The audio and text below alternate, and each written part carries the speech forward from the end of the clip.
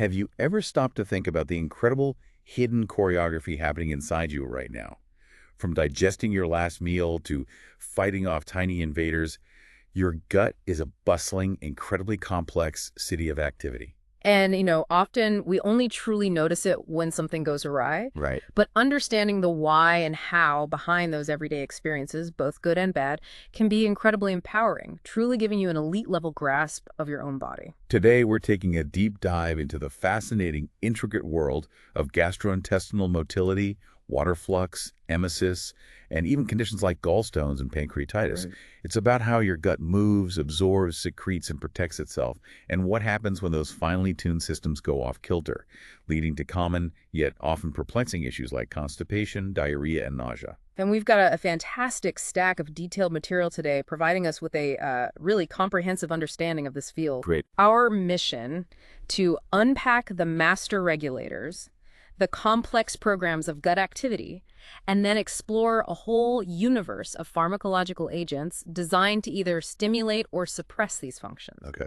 We'll connect the dots between the fundamental physiology and the targeted treatments, ensuring you grasp not just the what, but the how and why these interventions matter, allowing you to master this information like a true professional in the field. The master regulators, unpacking gastrointestinal motility and the enteric nervous system. Okay, let's unpack this. Yeah. Your GI tract isn't just a passive tube or a simple conveyor belt. It's a constantly active, dynamic system. Absolutely. We're talking continuous contraction, absorption, and secretion, all happening without you even consciously thinking about it. Precisely. Its control is incredibly sophisticated, involving a symphony of different players. At its core, you have the muscle and epithelium, the very tissues that make up the gut. The basic building blocks. Exactly. But then there's the sophisticated oversight of the enteric nervous system, or ENS, which we'll delve into in a moment because it's truly fascinating. Okay. Beyond that, the autonomic nervous system, the ANS, interacts with the ENS, modulating its activity. Then you have microbial mediators, the immune cells, both innate and adaptive, and their specific chemical messengers, all playing their part. Whole ecosystem. A whole ecosystem, yes. And finally, local enteroendocrine cells release hormones, and circulating hormones from elsewhere in the body also exert crucial roles. It's not just a collection of organs, it's a truly integrated, self-regulating system. Here's where it gets really interesting. Often called the second brain, the ENS is truly the master regulator of physiological gut function.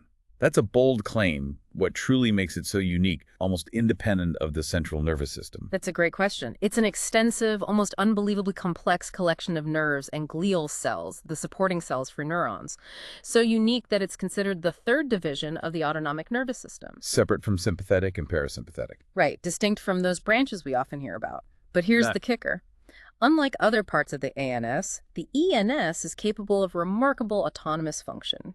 Autonomous. Meaning? It means it can perform complex digestive tasks like coordinating peristalsis or regulating secretions, even if it were completely separated from the central nervous system, your brain, and spinal cord. Wow. This inherent autonomy is what allows the gut to operate somewhat independently, managing intricate digestive programs without constant direct commands from your brain, though your brain can, of course, still influence it.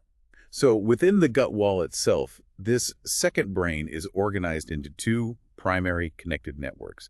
Can you help us picture those? Absolutely. Think of them as two distinct but constantly communicating command centers. First, you have the myenteric or Auerbach plexus. Good. This network is strategically nestled between the circular and longitudinal muscle layers of the gut wall, literally in the thick of the action. Right where the movement happens. Exactly. Its primary role, as its location suggests, is motor control. It dictates the rhythmic contractions and movements of the gut, acting like the gut's muscle boss. Then there's the submucosal, or Meissner plexus, located in the submucosa, the layer just beneath the inner lining. Okay. This plexus largely regulates secretion, managing the flow of ions and fluid, as well as local blood flow. So you could think of it as the fluid manager and blood flow controller. Makes sense. Crucially, these two plexuses aren't isolated. They have extensive two-way communication, constantly coordinating their activities to regulate these vital digestive processes smoothly. Beyond just moving food along, the gut also has an elaborate defense system, an inner fortress, to keep unwanted elements out. How does that elaborate barrier function? This intestinal barrier is indeed critical. Imagine a perfectly tiled wall inside you where the tiles are the epithelial cells lining your gut, Okay. and the grout between them is made of intricate, tight junctional proteins. This physical barrier effectively seals the gaps between cells, preventing the translocation of toxins, antigens, commensal bacteria, and potential pathogens from the lumen, the inside of your gut, into the rest of your body. So it's a tight seal. A very tight seal, but it's more than just a physical wall. Second, you have the immune barrier. Right, the guards. Exactly. Comprising both innate and adaptive immune cells, acting as your body's internal security force. This also includes specialized microfold cells that overlie structures called Peyer's patches, which are important immune surveillance sites, always on alert. Checking things out. Constantly. And finally, there's the secretory barrier. This involves the active secretion of antimicrobial peptides, secretory IgA, mucus, and importantly, water. Water, too. Yes, this water secretion is driven by luminally directed ion transport, effectively flushing away potential threats and maintaining a clean, healthy internal environment. So given all that, what does this highly coordinated defense system mean for the ENS, the gut's own brain? It means the ENS, along with its intricate connections to the ANS, is absolutely crucial here. They don't just control movement, they integrate the control of the secretory and immune components of this barrier with the overall digestive processes. Is it all connected? It's a dynamic, actively managed system where the gut-brain is constantly monitoring and adjusting its defenses in harmony with digestion. It's a truly coordinated effort to protect your internal environment while simultaneously digesting your food. 2. The gut's rhythms. Motor and secretory activity. It sounds like the ENS gives our gut its largely autonomous nature, organizing activity into distinct programs. What do these programs look like? That's a great way to put it. Each program involves complex, coordinated patterns of secretion and movement. And these vary significantly by the region of the GI tract and the specific time or physiological state. So different parts do different things at different times. Precisely. This is why different parts of your gut behave differently and why your gut acts differently when you're fasting compared to after a meal. It's truly like a sophisticated internal clock, adjusting its rhythm to your body's needs. Speaking of rhythms, the fasting gut has a specific program called the migrating motor complex, or MMC. I've heard it referred to as the fasting housekeeper. What exactly is it doing inside us when we haven't eaten for a while? That's a perfect analogy, fasting housekeeper. The MMC is yes, it acts as a kind of chemical signal to kick things into gear. And it's important to remember that motilin agonists, drugs that mimic motilin's effects, can be used therapeutically to stimulate motility, particularly in the upper gut. Okay. Following that, we enter phase 3, which is the peak contractile activity. This is the most characteristic phase. It's that intense, sweeping wave. The main cleaning action. Exactly. It's marked by clusters of rhythmic contractions that occupy short segments of the intestine, lasting about 6 to 10 minutes before proceeding caudally, or toward the anus, in a highly coordinated wave, like a strong internal broom. Very efficient. And finally, phase 4 is a period of declining activity, transitioning back towards phase 1, completing the cycle and readying the gut for the next meal. So the MMC is the fasting cleaner. What happens to that whole routine after you actually eat a meal? That's when the Fed program takes over, immediately interrupting the MMC. Switches modes. Completely. This program is very different. Instead of those strong sweeping waves, it features high-frequency contractions occurring at about 12 to 15 per minute. Faster, but different purpose. Right. These contractions are either propagated for only short segments, making them gently propulsive, or they are irregular and non-propagated, primarily serving a thorough mixing function rather than a sweeping one. Mixing, not sweeping. Precisely. This ensures that food is thoroughly mixed with digestive juices, maximizing exposure for enzymatic digestion and nutrient absorption, and then moved along at an appropriate pace. Beyond these programs, there's the fundamental movement of peristalsis, which I think most people have heard of. How does that coordinated push work at a deeper level? Peristalsis is indeed the classic coordinated push. It's a reflex response to a bolus, or a mass of food, within the lumen of an intestinal segment. Okay. When the bolus distends the gut, it triggers a dual reflex mediated by the ENS. An ascending excitatory reflex causes the circular muscle on the oral side of the bolus to contract, effectively squeezing it. Pushing from behind. Exactly. Simultaneously, a descending inhibitory reflex causes the circular muscle on the anal side to relax. making way in front? Precisely. This coordinated action creates a pressure gradient that efficiently moves the bullous caudate towards the anus. And that's all nerve-driven. Yes, the motor neurons responsible for these actions receive input from ascending and descending interneurons, which are essentially the sophisticated relay and programming systems of the ENS. Got it.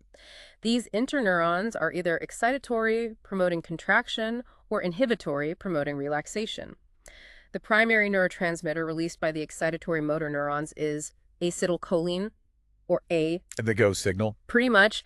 For the inhibitory motor neurons, the principal neurotransmitter is nitric oxide, or NO, which causes relaxation. The stop or relax signal. Right. And ATP, vasoactive intestinal peptide, VIP, and pituitary adenyl cyclase activating peptide, PATP, also contribute to this inhibitory response. It's a sophisticated multi-neurotransmitter process that ensures smooth unidirectional movement. I'm still blown away by how much serotonin, often thought of as just a happy hormone in the brain, is actually a huge player in the gut. What's his full spectrum of roles down there? It truly is fascinating how central serotonin, or 5-HT, is to gut function. More than 90% of the body's total 5-HT is actually located in the GI tract. 90%? That's incredible. It is. It's predominantly produced and rapidly released by enterochromaffin cells, which are specialized cells scattered throughout the intestinal epithelium. They release 5-HT in response to a variety of chemical and mechanical stimuli, such as the presence of food, certain chemotherapy agents like cisplatin, or even microbial toxins. So it reacts to what's in the gut. Precisely. Once released, 5-HT has broad and vital actions. It initiates many gut reflexes by acting locally on enteric neurons. For example, it triggers the peristaltic reflex by stimulating intrinsic sensory neurons in the myenteric plexus via specific 5-HT1P and 5-HT4 receptors. Okay. It also activates extrinsic vagal and spinal sensory neurons through 5-HT3 receptors, linking gut sensations to the central nervous system. Connecting gut to brain. Exactly. Furthermore, 5-HT can activate secretomotor reflexes via submucosal intrinsic afferent neurons, leading to increased epithelial secretion. So it affects movement and secretion. And more. Serotonin receptors on other ENS neurons can be stimulatory, such as 5-HT3 and 5-HT4, or inhibitory, like 5-HT1A. A real jack-of-all-trades neurotransmitter in the gut. Very much so. Specifically, 5-HT1 stimulation in the gastric fundus leads to the release of nitric oxide, which reduces smooth muscle tone. Conversely, 5-HT4 stimulation on excitatory motor neurons enhances the release of acetylcholine, promoting contraction. So it can speed things up or slow them down depending on the receptor? Right. Both 5-HT3 and 5-HT4 receptors also facilitate interneuronal signaling, essential for the coordinated activity of the ENS. Interestingly, developmentally, 5-HT acts as a neurotrophic factor for enteric neurons via 5-HT2B and 5-HT4 receptors, supporting their growth and function. Yeah. And the reuptake of 5-HT from the gut lumen back into enteric neurons and epithelium is mediated by the same transporter, SERT, as in the central nervous system. Which explains the GI side effects of SSRIs. Exactly. That's why selective serotonin reuptake inhibitors, or SSRIs, which block SERT, commonly cause diarrhea as a side effect. They're leaving more 5-HT in the gut. And too much 5-HT can be problematic, leading to issues like vomiting. Yeah, absolutely. Excessive release of 5-HT in the gut wall, for instance, in response to certain chemotherapeutic agents, can lead to severe vomiting. How does that happen? This occurs because 5-HT acts directly on vagal nerve endings, particularly in the proximal small intestine, triggering the emetic reflex. So it signals the brain via the vagus nerve. Precisely. This profound role of 5-HT in initiating and modulating gut function, coupled with the consequences of its dysregulation, makes compounds targeting the 5-HT system incredibly crucial as modulators of motility, secretion, and emesis. This is a recurring theme you'll see as we discuss treatments later. Beyond these, what other key cell types are involved in this precise regulation of motility, ensuring everything flows as it should? Two other crucial players come to mind, each with a very specific role. First, the interstitial cells of Cazal. Okay, the ICCs. Right. These unique cells are distributed in networks throughout the gut wall and are largely responsible for setting the electrical rhythm and the pace of contractions in various regions of the gut. The pacemakers. They are essentially the pacemakers that ensure your gut muscles contract with a proper, synchronized rhythm. They also play a critical role in modulating both excitatory and inhibitory neuronal communication to the smooth muscle, acting as intermediaries between the nerves and the muscle fibers themselves. Okay, so pacemakers and mediators. What's the second type? Second, we have various populations of enteroendocrine cell. The hormone releasers. Exactly. These are specialized cells that are essentially chemical messengers, releasing locally acting hormones directly into the gut environment.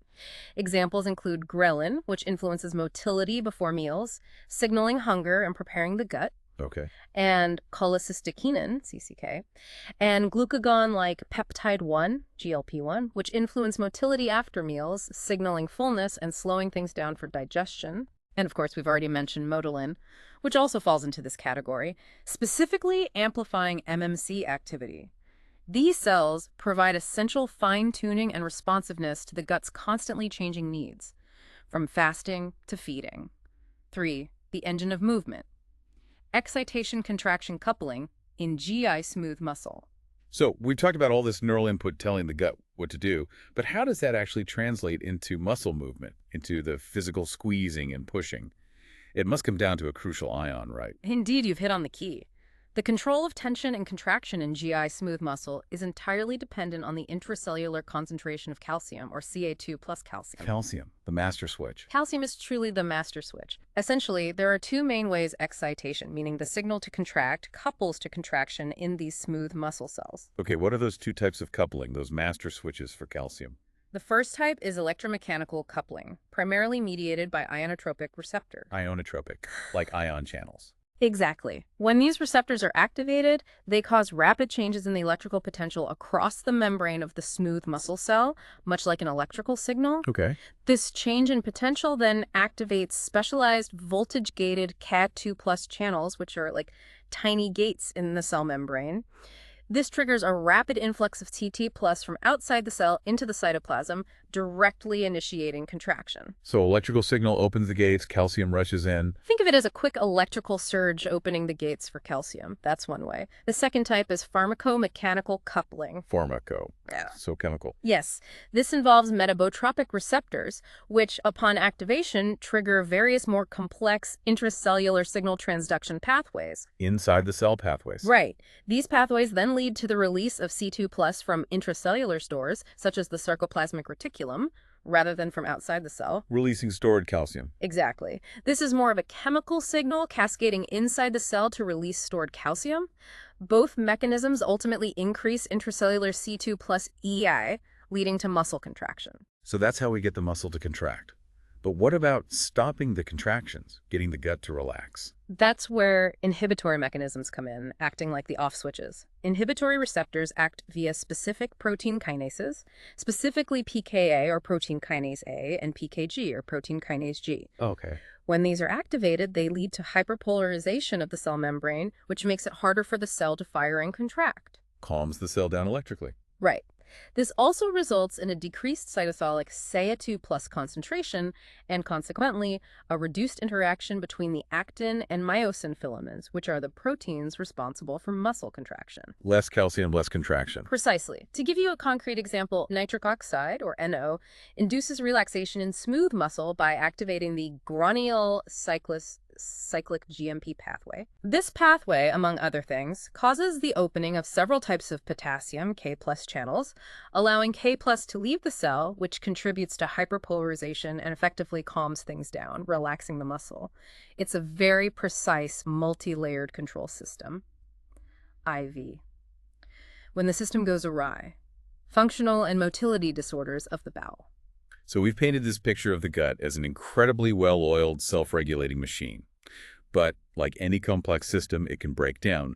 What kind of problems do we see when this intricate choreography goes awry? Well, gastrointestinal motility disorders are a diverse and often challenging group of conditions. They can originate from various sources. Some are congenital, meaning they're present from birth. Many are idiopathic, meaning the cause is unknown, which, presents a significant diagnostic challenge. Right. And others are secondary to systemic diseases, such as diabetes mellitus or scleroderma, which affect the body more broadly but manifest with significant problems in the GI tract. Can you give us some specific examples of these common motility disorders so we can put a name to some of these breakdowns? Certainly. A classic example is achalasia of the esophagus. Okay. That's where there's impaired relaxation of the lower esophageal sphincter, the valve between your esophagus and stomach, combined with defective esophageal peristalsis. So food gets stuck. Exactly. Okay. This means food gets stuck, leading to severe difficulty swallowing or dysphagia and regurgitation. Then there's gastroparesis, often called stomach paralysis, characterized by delayed gastric emptying. Food just sits there. Right, food stays in the stomach for too long, causing nausea, vomiting, and bloating. Gastroesophageal reflux disease, or GER, involves chronic reflux of gastric contents, often due to increased frequency of transient relaxations of that same lower esophageal sphincter, ineffective esophageal peristalsis, or general gastric dysmotility. Heartburn and related issues. Yes, intestinal pseudoobstruction describes forms of intestinal dysmotility that can be either myopathic, meaning a problem with the muscle itself, or neuropathic, a problem with the nerves. Pseudoobstruction. Yeah. So it acts like a blockage but isn't. Precisely. Crucially, these conditions mimic a physical obstruction without any actual physical blockage, presenting a diagnostic puzzle. We also see Hirschsprung disease, a congenital condition affecting the large intestine where certain nerve cells are missing, and various forms of anorectal dysfunction impacting bowel evacuation. These are just some of the more recognized and challenging conditions affecting gut movement. This next category, functional GI conditions, seems to be defined a bit differently.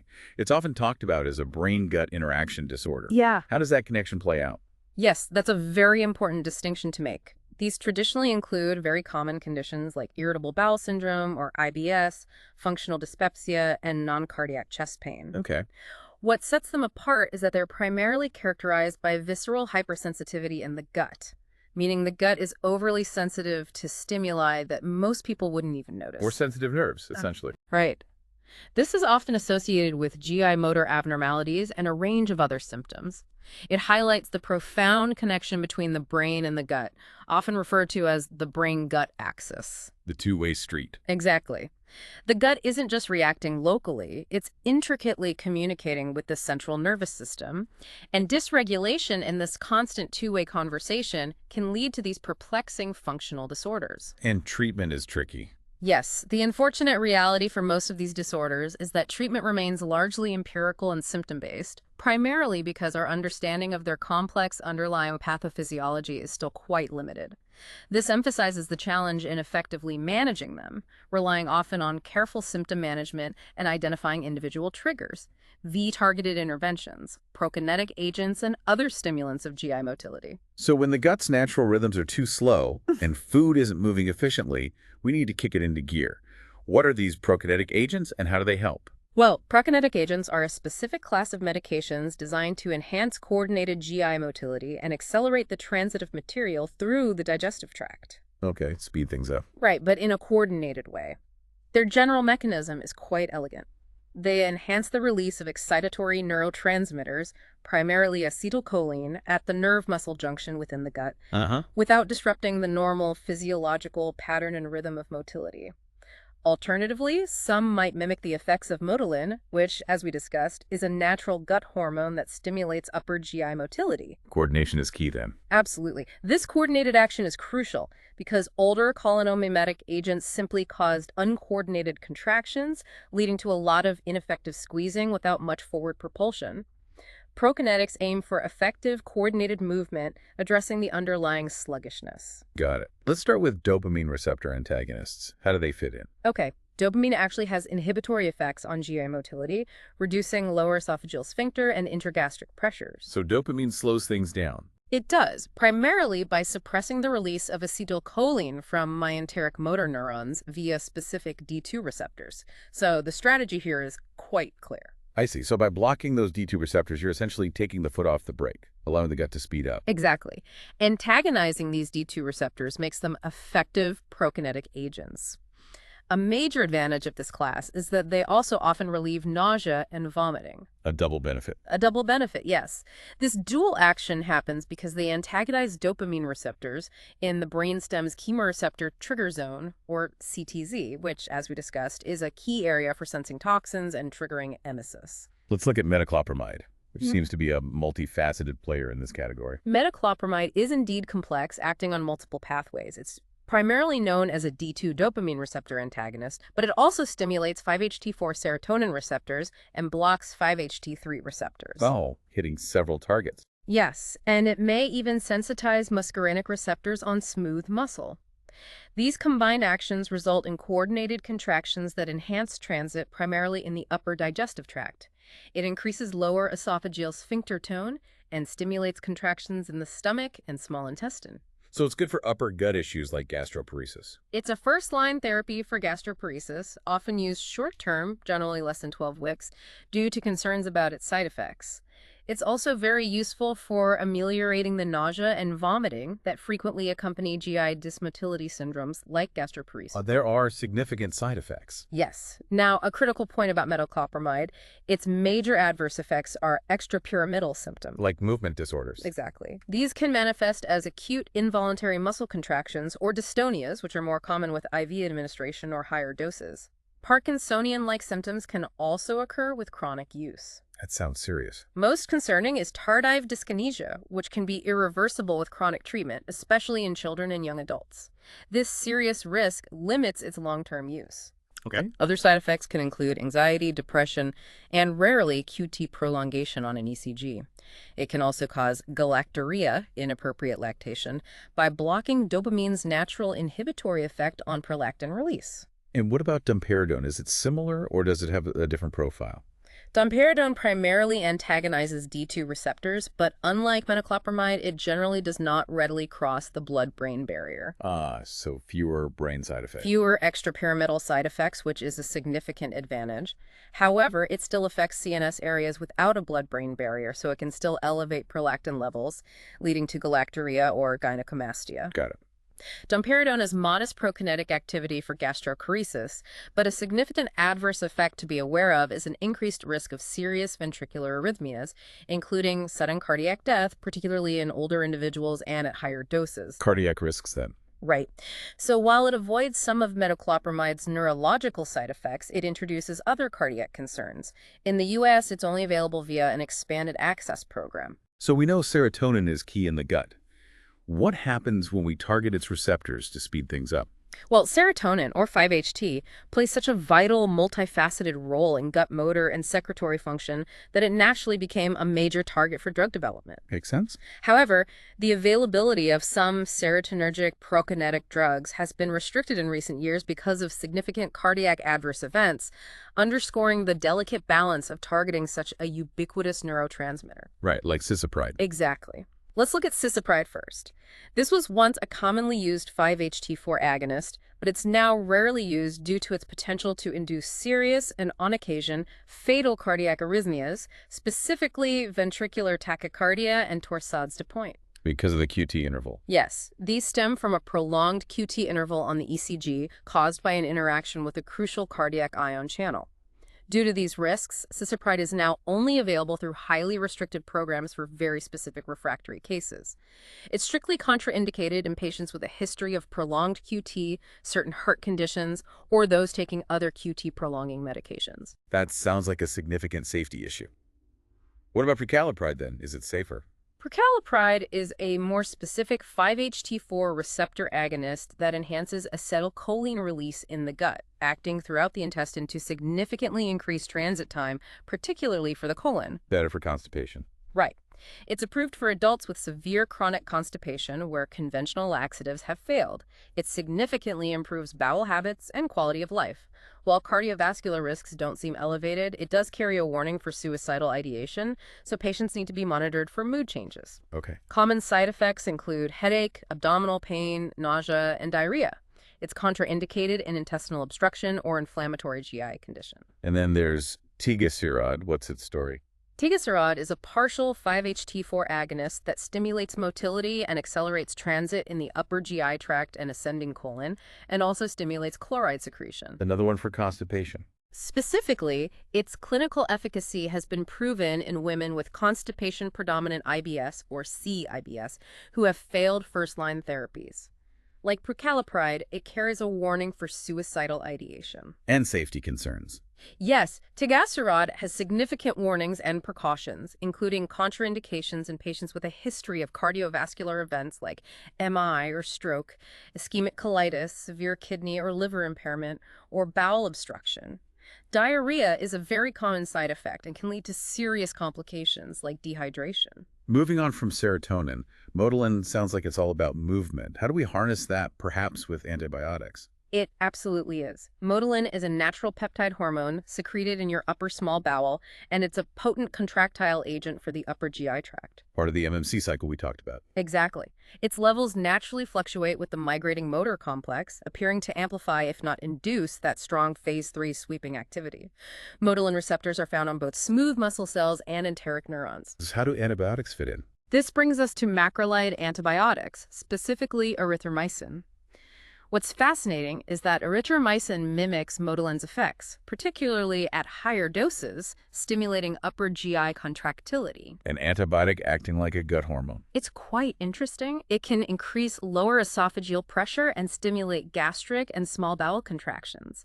This property is clinically exploited to clear the stomach of undigestible residue before endoscopy, and it can improve gastric emptying short-term in conditions like diabetic gastroparesis. But there are downsides. Yes, significant ones. There's a rapid development of tolerance to its prokinetic effect, usually within about 28 days, possibly due to downregulation of the Motilin receptor. So it stops working. Right. This, along with its antibiotic effects, which are undesirable in this context, significantly limits its long-term use. Concerns about GI toxicity, hearing problems, and the induction of resistant bacterial strains are significant. And cardiac risks, too. Yes. Furthermore, there's a risk of QT prolongation and sudden death, particularly when used with other medications that interact with its metabolism. Therefore, its use is generally limited to acute situations or when other medications have failed. Are there any other miscellaneous agents that stimulate motility, perhaps for diagnostic purposes? Yes, there are a few. The hormone cholecystokinin, or CCK, released after meals, delays gastric emptying, contracts the gallbladder, stimulates pancreatic enzymes, and increases intestinal motility. Okay. A specific related agent is cincalate, which is the C-terminal octopeptide of CCK. It's clinically useful for stimulating the gallbladder or pancreas for diagnostic purposes, and also for accelerating barium transit through the small bowel during imaging. Useful for tests. Exactly. Beyond these, a number of novel agents are currently under evaluation that aim to stimulate motility based on well-established neurohumoral mechanisms, representing the ongoing research in this area. So what if things are moving too fast or there's too much spasticity, like in jackhammer esophagus? Right. How do we calm the gut down? Then we look to agents that relax smooth muscle or inhibit nerve activity. Smooth muscle relaxants include organic nitrates, type 5 phosphodiesterase inhibitors, and calcium channel antagonists. Things that relax muscles generally. Right. These can provide temporary, if only partial, relief in motility disorders such as jackhammer esophagus, where the lower esophageal sphincter fails to relax properly, leading to significant difficulty in swallowing. And Botox. A more targeted approach uses botulinum toxin, specifically onabotulinum toxin A. This is typically injected directly into the lower esophageal sphincter via an endoscope. How does that work? Its mechanism of action is to inhibit acetylcholine release from nerve endings, which causes a partial paralysis of the sphincter muscle. Relaxing it by paralyzing it slightly. Essentially, yes. This can lead to significant improvements in symptoms and esophageal clearance for achalasia. While explored for other GI conditions, robust trial data is currently lacking for widespread use beyond achalasia. Understanding water flux and relief strategies. Now, let's turn to one of the most common GI complaints: constipation. It's really all about water balance in the gut, isn't it? Precisely. Water normally accounts for a significant portion, between 70% and 85% of total stool weight. Wow, mostly water. Yes. So the net stool fluid content is a delicate balance of luminal input, which includes both ingested fluids and the water and electrolytes secreted into the lumen, and the output, which is the absorption of fluid along the length of the GI tract. Input versus output. Exactly. Mm-hmm. Consider the daily fluid dynamics in your gut. Approximately 8 to 9 liters of fluid enter the small intestine every day. 8 to 9 liters, that's a lot. It is. About 2 liters come from your diet, and a substantial 7 liters come from your own bodily secretions, like saliva, gastric juices, pancreatic enzymes, and bile. Okay. The small intestine is incredibly efficient, absorbing most of this fluid, leaving only about 1 to 1.5 liters to cross into the colon. The colon then performs the final crucial step, extracting most of the remaining fluid, which results in about 100 milliliters of fecal water being expelled daily. Just 100 milliliters left. Right. This entire process is finely regulated by neurohumoral mechanisms. But pathogens and various drugs can alter both fluid secretion and absorption. Additionally, Altered motility, either too fast or too slow, also plays a significant role. So how does that relate to constipation? Well, when we talk about constipation, we're talking about a situation where there's decreased motility combined with excess fluid removal. This leads to feces becoming hardened and potentially impacted, making them difficult to pass. Too dry, too slow. Essentially. Yeah. Conversely, when the colon's absorptive capacity is overwhelmed, or if there's excessive secretion, that's when diarrhea occurs. It's truly a delicate balance. Patients describe constipation in many ways, not just how often they go. What are we really looking at when someone says they're constipated? That's very true. The term constipation encompasses a range of patient experiences beyond just a reduced frequency of bowel movements. Straining. Yes, it includes difficulty with the initiation of defecation, the passage of firm or small volume feces, or even a persistent feeling of incomplete evacuation. Many causes are actually reversible. A lack of dietary fiber, side effects from certain medications, underlying hormonal disturbances, neurogenic disorders affecting nerve control, or various systemic illnesses. But sometimes there's no obvious cause. Right. In most cases of chronic constipation, a specific cause isn't found. It's often idiopathic. Interestingly, up to 60% of patients who complain of constipation actually have normal colonic transit times. Really? So it's not always about slow transit. Not always. In these cases, their definition might be more about stool consistency or ease of passage rather than frequency, or they may have irritable bowel syndrome. For the remaining patients, the underlying issue is usually either a disorder of delayed colonic transit, indicating a defect in the colon's motility, or, less commonly, an isolated disorder of defecation or evacuation, which is often due to dysfunction of the neuromuscular apparatus in the rectoanal region. So how do we approach treating constipation, especially given how varied its presentation can be? Well, the pharmacological approach to constipation remains largely empirical, guided by physiological principles. We start with non-pharmacologic strategies. A fiber-rich diet, aiming for 20 to 35 grams daily, adequate fluid intake, and establishing appropriate bowel habits. Lifestyle first. Lifestyle first. Lifestyle factors like low fiber and inactivity are known predisposers. It's also important to consider if medications are causing constipation and adjust if possible. Then medication if needed. Yes, pharmacologically, osmotic or stimulant laxatives are first line. Stimulant laxatives are often used if osmotics fail, but at the lowest effective dose and for the shortest period to avoid dependence. Dependence is a risk. Yes, it's vital to recognize the risks of chronic laxative abuse. It can lead to chronic diarrhea, excessive water and electrolyte loss, abdominal pain, and even secondary aldosteronism if volume depletion is severe. Rarely, more serious complications like steatorrhea or osteomalacia can occur. You mentioned laxatives versus cathartic. Right, it's worth distinguishing. Laxation means evacuating formed stool from the rectum, while catharsis means evacuating unformed, watery stool from the entire colon. Most common agents promote laxation, but some can act as cathartics at higher doses. How do they work generally? Laxatives work primarily through three mechanisms. By enhancing fluid retention in the gut via hydrophilic or osmotic means, by decreasing net fluid absorption, or by altering motility, specifically by inhibiting segmenting non-propulsive contractions or stimulating propulsive contractions. Okay. Many laxatives appear to increase the activity of nitric oxide synthase and platelet activating factor, PAF, biosynthesis.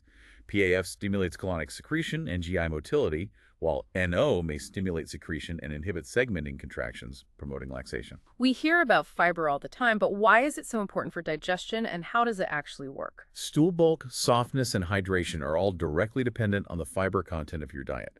Fiber is essentially the part of food that resists enzymatic digestion in your upper GI tract and therefore reaches the colon largely unchanged. The indigestible part. Exactly. Once in the colon, colonic bacteria ferment it to varying degrees, depending on its specific chemical nature. So the gut bacteria get involved. They do. This fermentation process has two important effects. First, it leads to the production of short-chain fatty acids, which are trophic for the colonic epithelium, meaning they provide nourishment for the cells lining your colon. Good for the colon lining. Yes. Second, it causes an increase in bacterial mass. Now, while fermentation generally decreases stool water, the short-chain fatty acids can have a prokinetic effect, encouraging movement, and the increased bacterial mass directly adds to stool volume. So it adds bulk and encourages movement. Right. And fiber that is not fermented can also attract water, further increasing stool bulk. So the net effect on bowel movement varies with different types of dietary fiber. Are some fibers better than others? In general, insoluble, poorly fermentable fibers, such as those found in wheat bran, are most effective at increasing stool bulk and accelerating transit. Fruits and vegetables contain more pectins and hemicelluloses, which are more readily fermentable and tend to have less effect on stool transit. Okay. Psyllium husk is a common hydrophilic mucilloid in many commercial products that undergoes significant fermentation, increasing bacterial mass and stool volume. Other examples include semi-synthetic celluloses like methylcellulose and calcium polycarbophyll, which absorb water and increase fecal bulk. How quickly do these work? Bulk-forming laxatives generally take 12 to 72 hours for onset, and bloating is a common side effect, especially with soluble fibers, though it usually decreases over time. So if fiber isn't enough, we move to osmotic agents, which seem to work by drawing water into the bowel. How do these differ, say, from salts to sugars? Exactly. Osmotically active agents harness osmotic principles to retain fluid within the lumen of the GI tract, effectively softening and promoting the passage of stool. Pulling water in. Right. Polyethylene glycol electrolyte solutions, or PEGs, are large molecules that are poorly absorbed and retain water in the lumen due to their high osmotic nature. Like Miralax or Go Lightly. Yes, high-volume PEG solutions with electrolytes are highly effective at producing catharsis and have largely replaced oral sodium phosphates for colonic cleansing before procedures like colonoscopies. An over-the-counter powder form of PEG 3350 is now available for occasional or chronic constipation, valued for its generally benign side effect profile. Side effects. Common adverse effects include nausea, cramping, and bloating. In elderly patients, monitoring potassium concentrations is important, as imbalances can occur. And saline laxatives, like milk of magnesia. Right. Saline laxatives, like magnesium or phosphate salts, also induce catharsis via osmotic water retention, stimulating peristalsis. Magnesium-containing laxatives may also stimulate CCK release, leading to fluid and electrolyte accumulation. Risks with those? Yes. In patients with impaired renal function, hypermagnesemia can occur with magnesium salts, so these must be used with caution or avoided. Phosphate salts, while better absorbed, carry significant risks of acute phosphate nephropathy and should be completely avoided in at-risk patients, including the elderly or those with kidney dysfunction. Okay, important cautions. What about sugars like lactulose? Lastly, non-digestible sugars and alcohols, such as lactulose, sorbitol, and mannitol. These resist digestion in the upper gut and reach the colon, where bacteria ferment them into short-chain fatty acids. Fermentation again. Yes. These fatty acids then osmotically draw water into the lumen and stimulate propulsive motility. Lactulose in particular is also used to treat hepatic encephalopathy by trapping ammonia in the colon and increasing transit. Side effects there. Common side effects include abdominal discomfort and flatulence, which usually subside with continued use. What about those agents that just make the stool easier to pass, the wetting agents? And are there any we should be wary of? That's right. Stool wetting agents and emollients primarily work by softening the stool, making defecation easier. Docusate salts are anionic surfactants that lower stool surface tension, allowing water and fatty substances to mix, thereby softening stool. Like Colis. Exactly. They also stimulate intestinal fluid secretion. While generally well tolerated, their efficacy for most chronic constipation is considered marginal. Not super effective then. What about mineral oil? Mineral oil is a mixture of indigestible hydrocarbons that penetrate and soften stool and may interfere with water reabsorption. However, its numerous and significant side effects largely preclude its regular use. What causal side effects? These include interference with the absorption of fat-soluble vitamins, foreign body reactions in the intestinal mucosa, and the often embarrassing leakage of oil past the anal sphincter. Rare but serious complications such as lipidogenitis due to aspiration can also occur. For these reasons, mineral oil is generally not recommended. Now, onto stimulant or irritant laxatives. These sound a bit more aggressive. How do they work, and what are the trade-offs? They are indeed more direct in their action. Stimulant laxatives have direct effects on enterocytes, enteric neurons, and GI smooth muscle. They promote the accumulation of water and electrolytes in the bowel lumen and stimulate intestinal motility, likely by inducing a limited, low-grade inflammatory response in the gut. Like irritating the gut into action. That's a fair way to think about it. Bisacodil is a common example. It requires hydrolysis by endogenous enzymes in the bowel to become activated, so oral effects appear in 6 to 10 hours, while suppositories act much faster. But you can't use it long term. Right. Due to the possibility of developing an atonic, non-functioning colon, bisacodil should not be used for more than 10 consecutive days. Overdosage can lead to severe catharsis and fluid electrolyte deficits. Sodium picosulfate is another example, acting locally only in the colon and used primarily for bowel preparation. Prolonged daily use can lead to fluid and electrolyte imbalances and enteropathy. What about plant-based ones like senna? Next are the anthraquinone laxatives, derived from plants like aloe, cascara, and senna. Bacterial action in the colon generates their active forms. Senna, for instance, has an onset of 6 to 12 hours. Chronic use of senna may lead to melanosis coli, a benign darkening of the colon lining. Historically, some anthraquinones like phenolphthalein and dantrone were withdrawn due to carcinogenicity concerns. And castor oil, still used. Finally, castor oil, a historical remedy. Its active agent, ricinoleic acid, acts primarily in the small intestine to stimulate fluid and electrolyte secretion and speed transit. However, due to its unpleasant taste and potential toxic effects on intestinal epithelium and enteric neurons, castor oil is generally not recommended today. What about enemas and suppositories? These seem to be more about local, immediate action for specific situations. Exactly. Enemas and suppositories are primarily used to clear the distal colon or rectum of retained solid material quickly. The general mechanism is straightforward.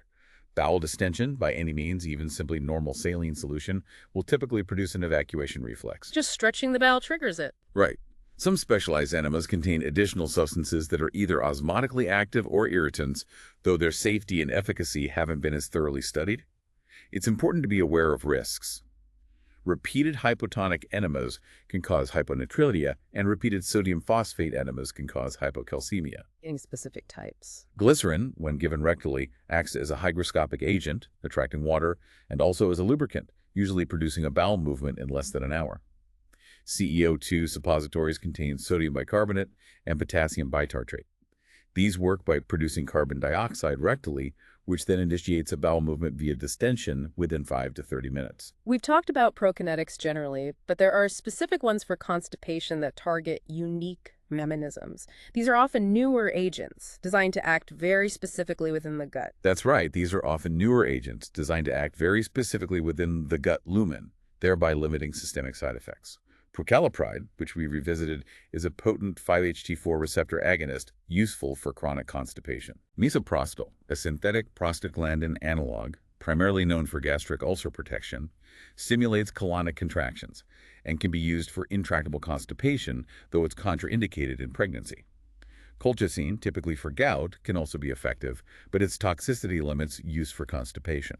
And the newer secretory agents. Yes, let's dive into 4 recently introduced secretory agents, all with novel mechanisms of action primarily restricted to the gut lumen, which is key to their safety profile. First, lubiprostone. How does that one work? It's a prostanoid activator of specific chloride channels, CLC2, in the gut. This promotes the secretion of a chloride-rich fluid into the gut lumen, thereby improving stool consistency and promoting increased frequency through a reflex activation of motility. So it makes the gut secrete more fluid. Exactly. It's effective for constipation-predominant IBS, chronic constipation, and opioid-induced constipation. A key advantage is its poor bioavailability, meaning it acts primarily within the bowel lumen, limiting systemic exposure and side effects, though nausea can occur. Okay, next. Second, linaclotide. This is a peptide agonist of guanylyl cyclase C, GCC, in the intestinal epithelium. Activating GCC increases cyclic GMP, which enhances chloride and bicarbonate secretion into the lumen, leading to increased water secretion and enhanced motility. Similar fluid secretion idea. Yes, but via a different pathway. Interestingly, some cyclic GMP may also be exported, which has been shown to reduce visceral pain. It's approved for constipation-predominant IBS and chronic constipation in adults. Diarrhea is a common side effect and sometimes it be severe. It is strictly contraindicated in children under 6 years old. And plecanatide. Third, plecanatide. This is a synthetic analog of uroguanylin, acting via the same GCC activation mechanism as linaclotide. It's approved for chronic idiopathic constipation in adults, with diarrhea as the most common adverse reaction, and is also contraindicated in children under 6. Finally, tenapanor. Its mechanism of action is as an inhibitor of isoform 3 of the NAP plus BH plus exchanger NHE3 in the GI tract. By reducing sodium absorption, it enhances intestinal fluid volume and transit. Blocks salt absorption to keep water in. Precisely. It's approved for constipation-predominant IBS in adults. Diarrhea is the most frequent side effect and can be severe. It is also contraindicated in children less than 6 years old. 7. Opioid-induced constipation, OIC. A specific challenge. Opioids are powerful pain relievers, but they come with a significant GI side effect that traditional laxatives often can't touch. This is a real challenge for patients. Indeed. Opioid analgesics frequently cause severe constipation, which is a major challenge because conventional laxatives are often ineffective in these cases. So you need something different. Exactly. This is where targeted strategies come in, specifically designed to counteract the opioids' effects in the gut without compromising their crucial pain relief in the central nervous system. How do they do that? The most promising alternative strategy involves peripherally acting MOR, or mu opioid receptor antagonists. Their genius lies in being peripherally restricted, meaning they're designed not to cross the blood-brain barrier. So they only work in the gut. Right? This ensures they reverse the constipating effects of opioids in the gut without reversing the central analgesia or pain relief, and also without inducing systemic opioid withdrawal symptoms, unless the blood-brain barrier is already compromised, which is rare. That's quite clever, targeting just the gut. Can you tell us about some of these specific agents? Certainly. First, methylnaltrexone. This is a peripherally restricted MR antagonist approved for OIC. Its onset of action can be quite rapid, within 30 to 60 minutes for responders. Quick acting. For some, yes. It's largely excreted unchanged, with a half-life of about 8 hours. It's given as a subcutaneous injection daily or every other day. Common adverse effects include abdominal pain, flatulence, and nausea. Serious diarrhea can occur, and there's an increased risk of perforation in patients with known or suspected GI obstruction. Okay, what else? Next, nalmefene. This is also a peripherally restricted opioid antagonist, a derivative of naltrexone, modified to be more polar and larger, and it's actively pumped out of the brain by transporters, limiting its CNS access. Designed to stay out of the brain. Exactly. It's rapidly absorbed orally with a half-life of 11 hours. Approved for OIC in adults with chronic non-cancer pain, it's generally well tolerated, but abdominal pain, diarrhea, and nausea are common. Like other agents in this class, it's contraindicated in GI obstruction. And naloxone. Third, naloxone. This involves the MOR antagonist naloxone, conjugated to a PEG polymer, which limits its blood-brain barrier permeability, also making it a peripherally restricted MOR antagonist. Another way to keep it peripheral. Right. It's rapidly absorbed orally with a variable half-life of 6 to 11 hours. Approved for OIC in adults, its major adverse reactions include diarrhea, abdominal pain, and flatulence. Precautions are similar to methylnaltrexone, increased perforation risk with GI obstruction, and potential for opioid withdrawal if the blood-brain barrier is compromised. There's also a fixed ratio combination of naloxone and oxycodone. How does that work, and is it widely used? This specific oral combination is given in a 2.1 ratio of oxycodone to naloxone. Its mechanism is quite clever. The naloxone component displaces oxycodone from the mu opioid receptors in the GI tract, effectively counteracting the constipating effect locally. Without blocking the pain relief. Exactly, without limiting the degree of central analgesia. This is because naloxone, when taken orally, has very low systemic bioavailability, meaning most of it acts in the gut and doesn't get absorbed to reverse central pain relief. Smart. Is it available? This combination is approved in Canada and other countries for OIC, where opioid pain relief is still required, but is not currently FDA approved for this purpose in the U.S. It carries the inherent risks associated with all opioids, including addiction and respiratory depression, alongside GI side effects. Are there any other agents being explored for OIC, perhaps with different mechanisms? Yes. The MOR antagonist alvimapan has shown promise in trials for OIC, increasing spontaneous bowel movements without compromising analgesia. However, due to significant cardiovascular adverse events, alvimapan is not FDA approved for general OIC, though further trials are ongoing. Okay. Additionally, lenaclotide, the guanylate cyclase C agonist we discussed earlier as a secretory agent for constipation, is also currently in clinical trials for opioid-induced constipation, exploring its potential in this challenging area. 8. Postoperative alias, restoring gut function post-surgery. After surgery, sometimes the gut just stops. What's going on, and why is it so hard to get things moving again? This phenomenon is known as postoperative ileus. It refers to the intolerance to oral intake and a non-mechanical bowel obstruction that typically occurs 3 to 5 days after abdominal and sometimes even non-abdominal surgery. The gut goes to sleep. Essentially, yes. Its pathogenesis is complex, involving a combination of factors. There's an activation of neural inhibitory reflexes, which includes sympathetic nerves and enteric mu opioid receptors, essentially putting the brakes on gut movement. Nerves telling it to stop. Right. Simultaneously, local inflammatory mechanisms are activated, which further reduce smooth muscle contractility. This essentially puts the gut into a temporary sleep mode. And opioids make it worse. Exactly. The condition is significantly exacerbated by opioids, which are a mainstay of postoperative pain management, but unfortunately contribute to this gut paralysis. The challenge with postoperative ileus is that conventional prokinetic agents typically do not have much effect in reversing it, leading to a need for more targeted interventions. So, if conventional approaches don't work, alvimopan seems to be a targeted solution for this specific problem. How does it tackle postoperative ileus? It is. Alvimopan is an orally active, peripherally restricted MOR antagonist. It is specifically approved to accelerate the time to upper and lower GI recovery following partial, large, or small bowel resection surgery with primary anastomosis, So, just for post-surgery recovery. specifically for that indication. Its mechanism of action is by blocking the opioid receptors in the gut without crossing into the central nervous system, thereby reducing the gut-slowing effects of opioids used for pain management. Okay. How is it given? It's typically given before surgery and then twice daily for up to 7 days or until hospital discharge. Common adverse effects include hypokalemia, dyspepsia, and urinary retention.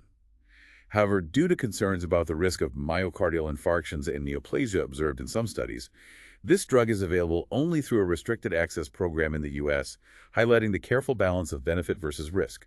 NIACs, antidiarrheal agents, controlling the flow. If constipation is one side of the coin, diarrhea is the other. How do we define it, and how do medical professionals approach its treatment? Well, diarrhea is usually defined as excessive fluid weight in stool, generally considered to be greater than 200 grams per day for healthy adults in Western populations. So watery stool. Primarily. Since stool weight is largely determined by its water content, most cases of diarrhea result from disorders of intestinal water and electrolyte transport. What causes those disorders? Understanding the underlying causative processes is key to effective treatment.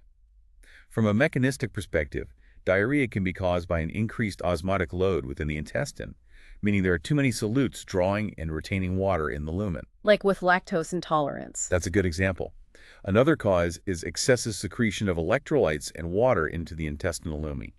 Exudation of protein and fluid from the mucosa, often due to inflammation or damage, can also lead to diarrhea. Finally, altered intestinal motility, specifically rapid transit, can decrease the time available for fluid absorption, contributing to diarrhea. Things moving too fast. Right. In most instances, you'll find that multiple processes are affected simultaneously, leading to a net increase in stool volume and weight, accompanied by an increased fractional water content. How is it usually managed? For many patients, especially those with sudden onset diarrhea, it's a benign, self-limited illness that doesn't require specific treatment or extensive evaluation. Acute diarrhea is frequently due to infection with bacteria, viruses, or protozoa. Oh, it often just goes away on its own. Often. In more severe cases of diarrhea, particularly in infants and small children, the principal risk is dehydration and electrolyte imbalances. Dehydration is the main danger. Absolutely. Therefore, oral rehydration therapy, or ORT, is the cornerstone of treatment for patients with acute illnesses resulting in significant diarrhea. This therapy exploits the fact that nutrient-linked co-transport of water and electrolytes usually remains intact in the small bowel, even during acute diarrhea.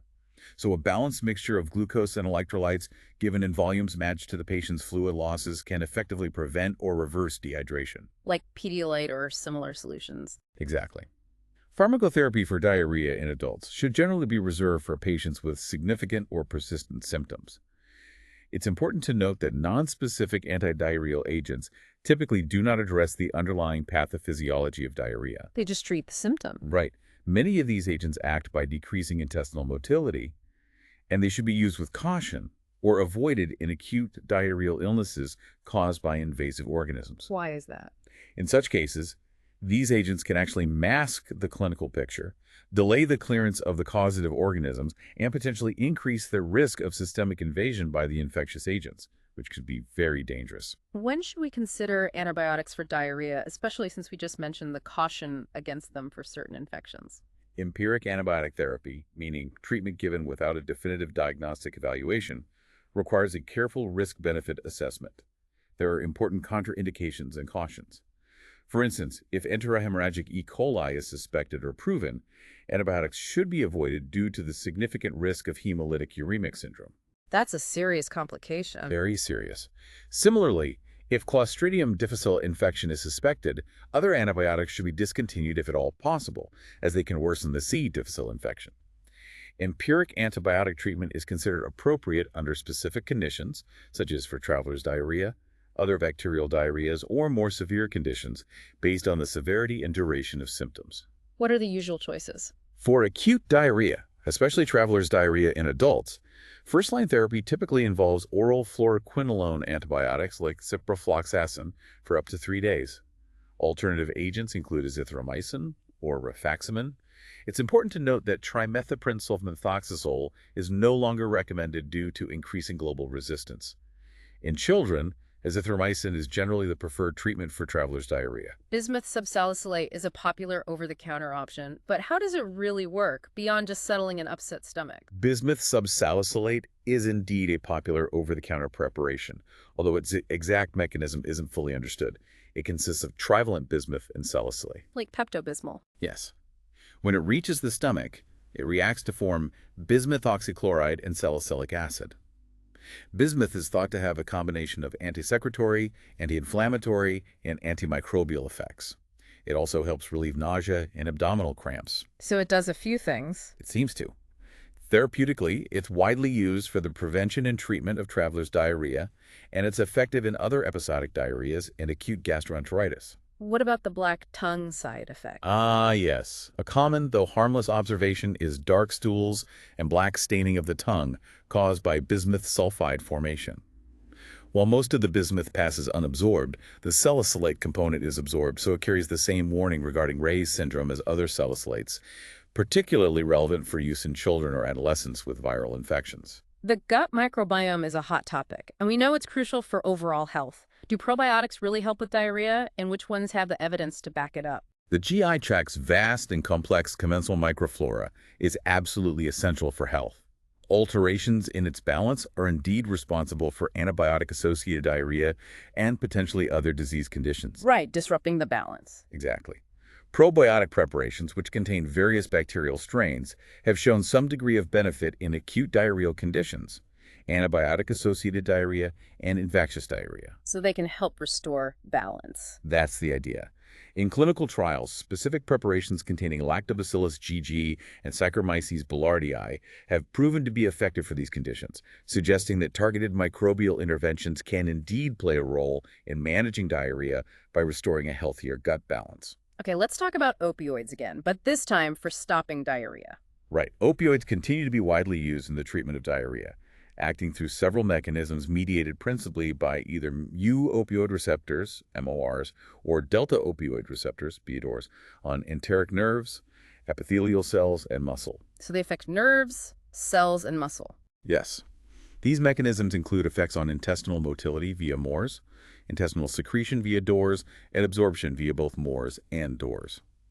The preferred antidiarrheal agents like diphenoxylate, diphenoxin, and loperamide are chosen because they act principally via peripheral MORs and penetrate the central nervous system poorly, minimizing systemic opioid side effects. Loperamide is probably the most well-known. What makes it so effective, and what should we be aware of with its use? Loperamide is an orally active antidiarrheal agent with more activity.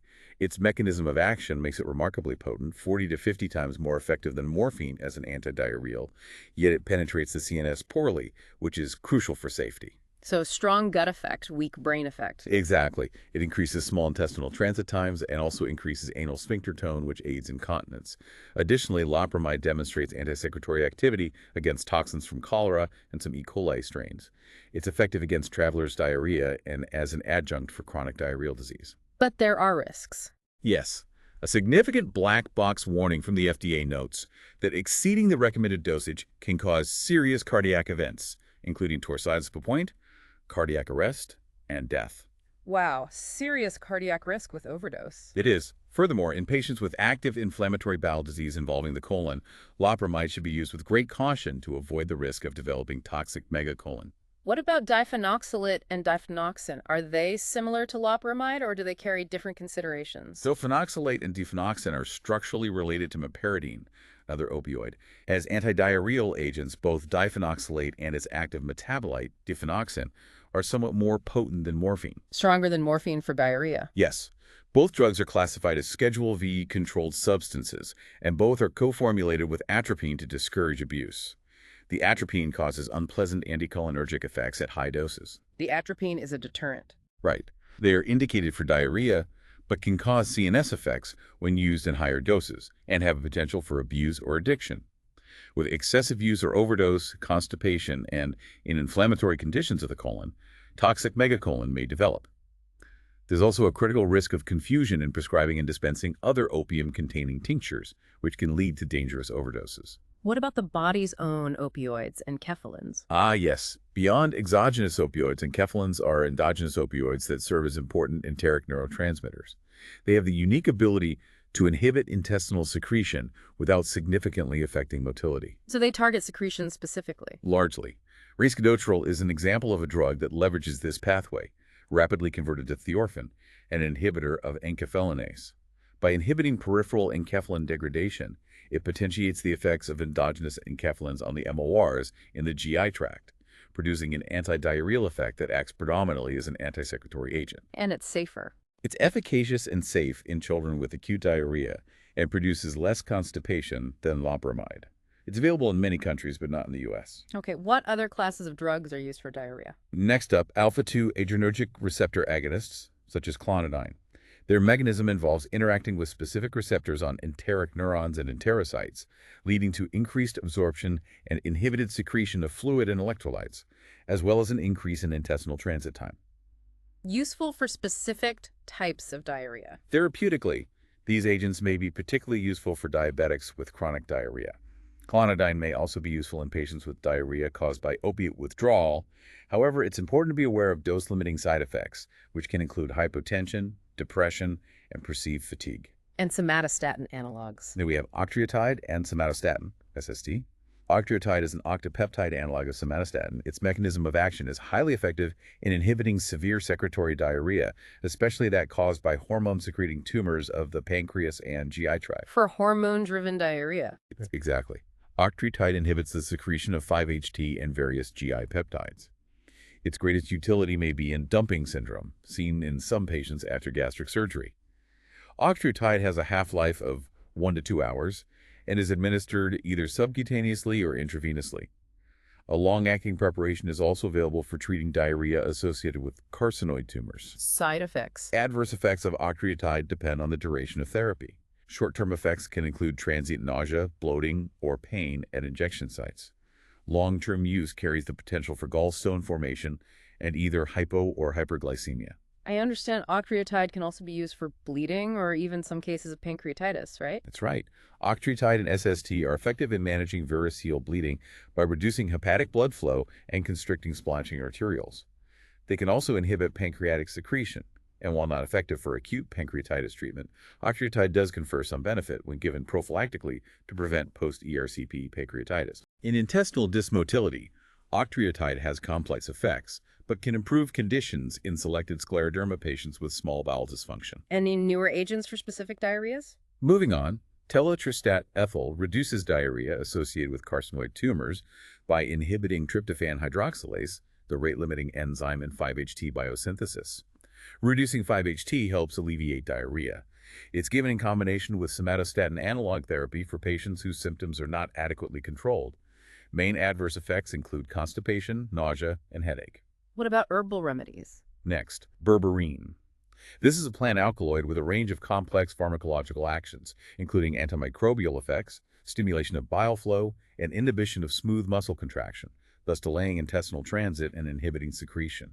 It's used most commonly to treat bacterial diarrhea and cholera, but it's important to note that berberine is not FDA approved for use in the U.S.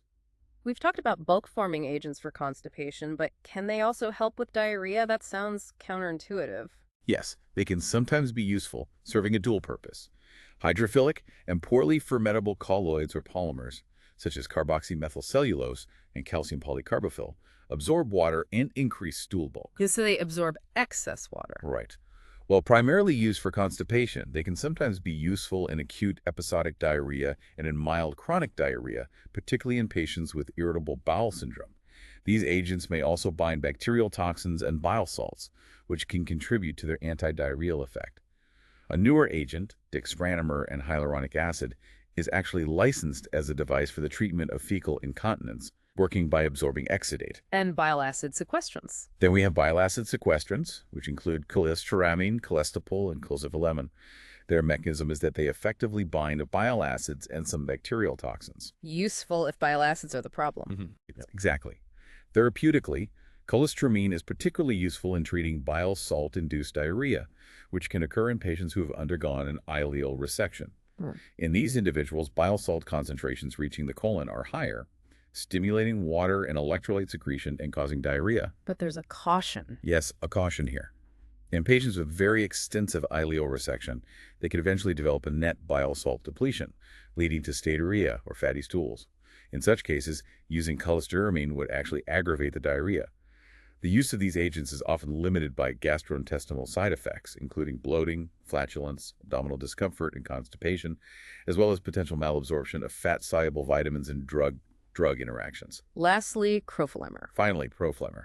Its mechanism of action involves a purified botanical extract from dragon's blood, which has minimal systemic absorption, meaning it acts primarily locally in the gut. Dragon's blood. Interesting. How does it work? It works by inhibiting specific chloride channels on the luminal aspect of the enterocyte, effectively reducing the water loss that occurs from chloride secretion into the lumen. Stops chloride and water loss. Right. Therapeutically, crofelemer is used for diarrhea specifically associated with antiretroviral therapy for HIV/AIDS, and it is not approved for infectious or other types of diarrhea. It's crucial that infectious diarrhea be ruled out before initiating treatment. X, irritable bowel syndrome, IBS, a complex interaction. IBS affects so many people, and it's notoriously difficult to pin down. What's the latest understanding of this complex condition, and why is it so challenging to treat? It truly is. Irritable bowel syndrome affects a significant portion of the population, estimated at 10 to 15% in the U.S. and most other Western countries. That's a lot of people. It is. Patients typically complain of recurrent abdominal pain that is linked to altered bowel movements, which can manifest as constipation, diarrhea, or sometimes a mixed pattern. IBS appears to result from a varying combination of disturbances in visceral motor and sensory function, meaning how the gut moves and how it senses stimuli, and it's often associated with significant affective disorders, such as anxiety or depression. The brain-gut connection again? Very much so.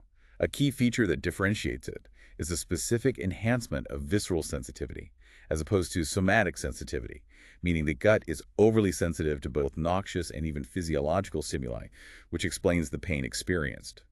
The gut is reacting much more strongly to normal sensations or small changes than most people. So, given that complexity, what are the management strategies for IBS? Management often begins with non-pharmacologic approaches.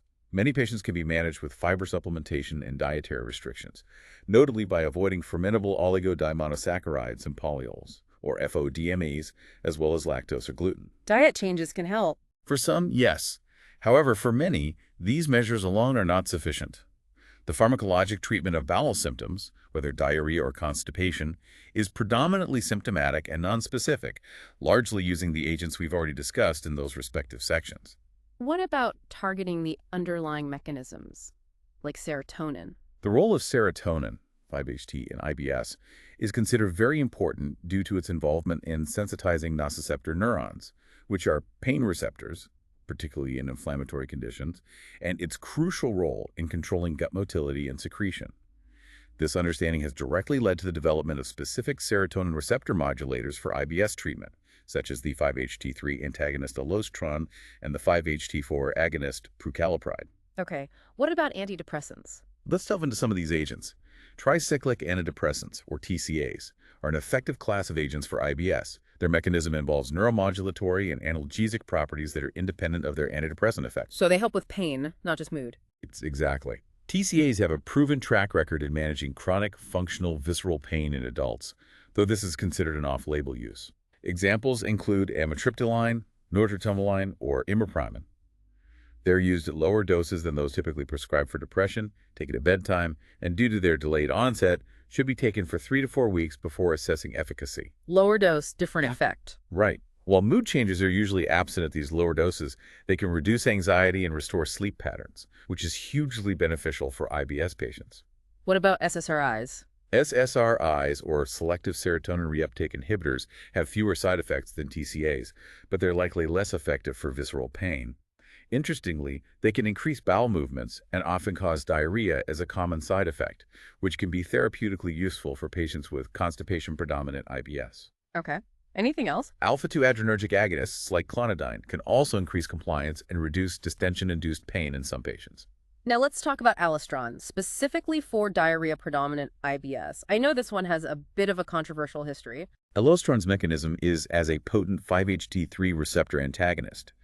By antagonizing this receptor, it leads to a general reduction in GI contractility, a decrease in colonic transit time, and an increase in fluid absorption. Sounds effective for diarrhea, but the controversy. It was initially withdrawn from the U.S. market due to an unusually high incidence of ischemic colitis, which, in a small number of cases, led to surgery and even death. Ischemic colitis, reduced blood flow to the colon. Yes, a very serious complication.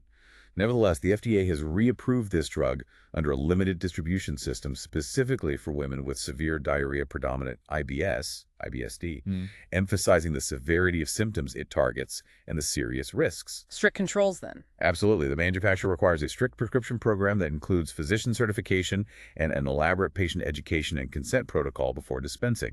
The most serious adverse reactions are constipation and ischemic colitis, and therapy must be discontinued immediately if these symptoms occur. What about aloxitoline? Next, aloxitoline. Its mechanism is unique. It's a mixed UNO agonist, a DOR antagonist, and a K-core, kappa opioid receptor agonist. It acts locally to reduce abdominal pain and diarrhea without causing significant constipation in patients with IBS. Another opioid-related drug for IBS-D? Right. This opioid drug is FDA approved for the treatment of diarrhea-predominant IBS in adults.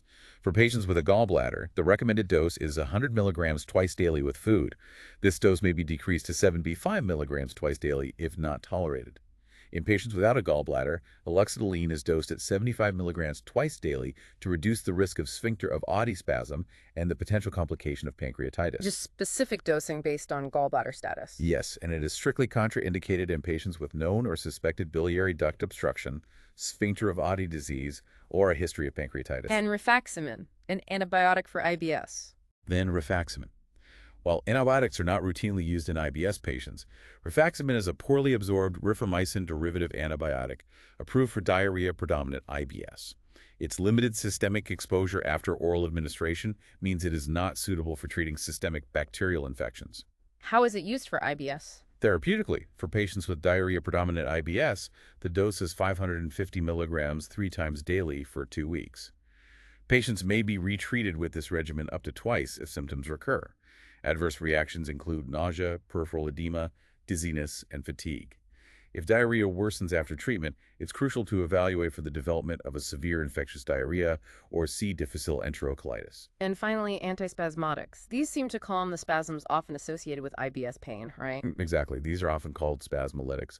They are indeed used in patients with IBS to address pain and urgency, but they are generally not recommended for long-term continuous use due to their nonspecific action and potential side effects. How do they work? The most common agents of this class available in the U.S. are nonspecific antagonists of the muscarinic receptor.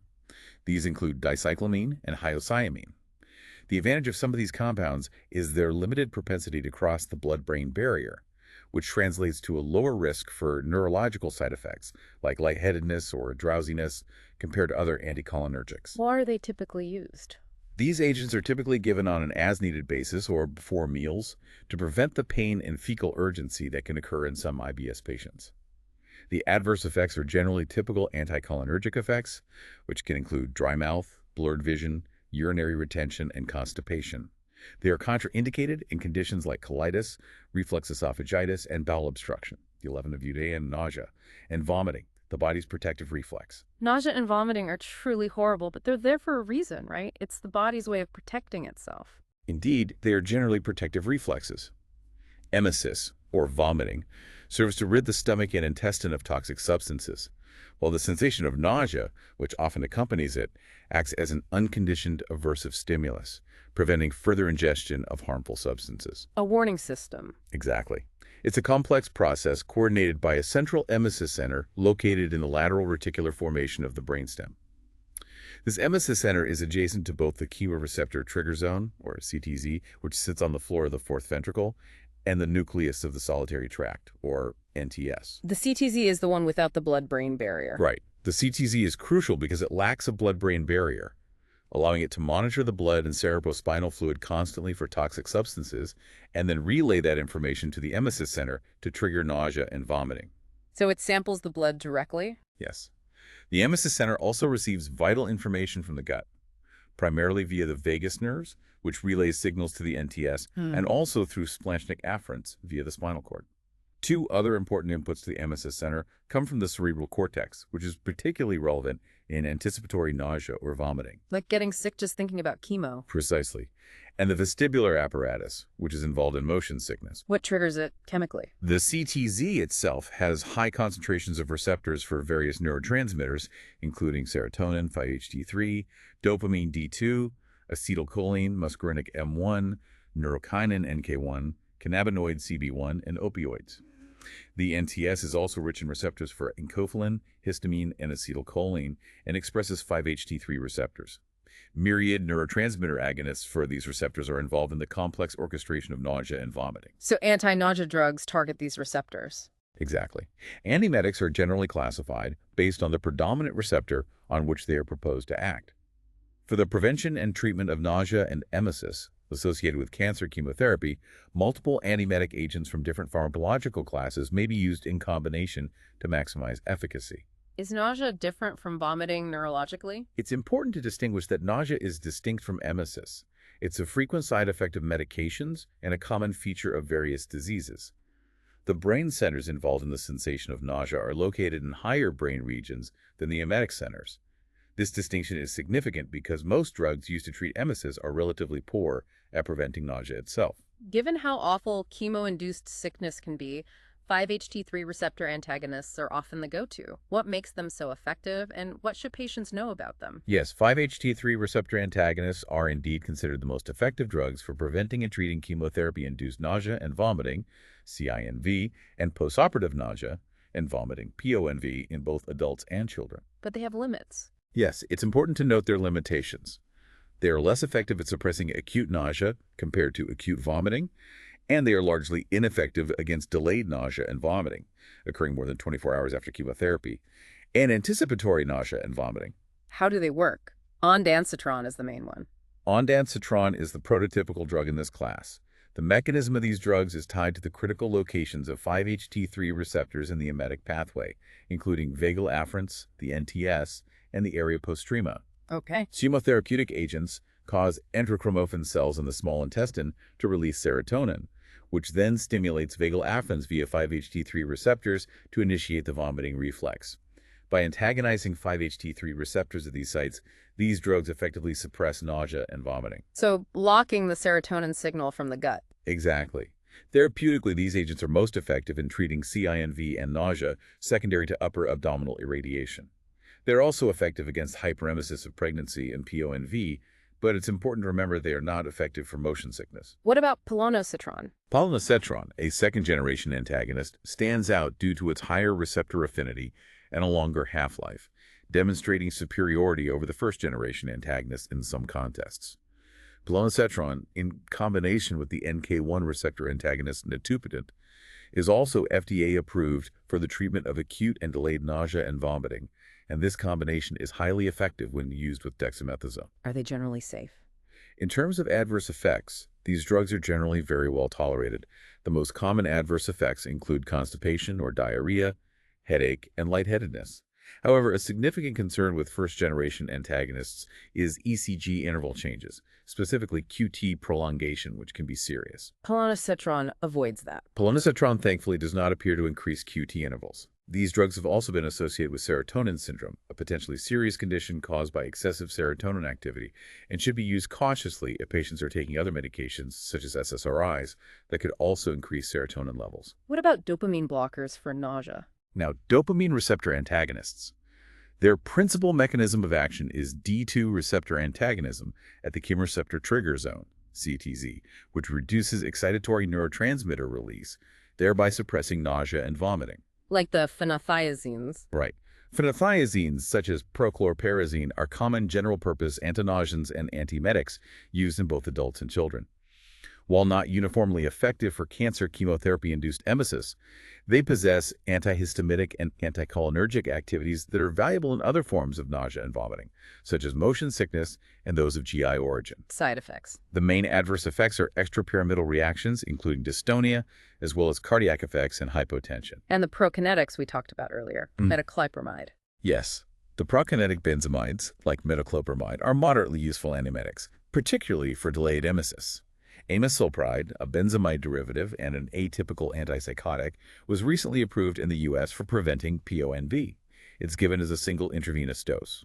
Amisulpride is contraindicated in patients with pre-existing arrhythmias or cardiac conduction disorders or with other QT prolonging drugs. Deuterofenones. Deuterofenones include droperidol and haloperidol. Droperidol is used for the treatment of PONV. Haloperidol is used as an adjunctive agent for nausea and vomiting in palliative cancer patients and for the acute off-label treatment of cannabinoid hyperemesis syndrome. Potential adverse effects include QT prolongation, sedation, and extrapyramidal symptoms. And olanzapine, an antipsychotic. Olanzapine, an atypical antipsychotic, is a dopamine and 5-HT2 receptor antagonist.